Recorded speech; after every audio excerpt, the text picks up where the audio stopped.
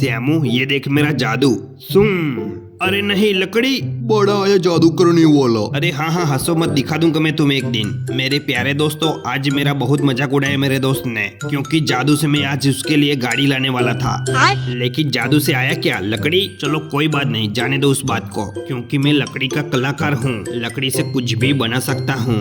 जब मेरा दोस्त इस कलाकारी को देखेगा तो शौक में चला जाएगा। अच्छा। अब दोस्तों छीनी की मदद से उसके ऊपर भी डिजाइन बना लेता हूँ। हाँ बिल्कुल इस तरह से। राजू भैया तुमने कितनी अच्छी चीज बनाई, लेकिन ये अच्छे लोग लाइक सब्सक्राइब करना भूल गए। चिंटू चिंता मत कर, ये लोग कर देंगे। देख मेरी कलाकारी।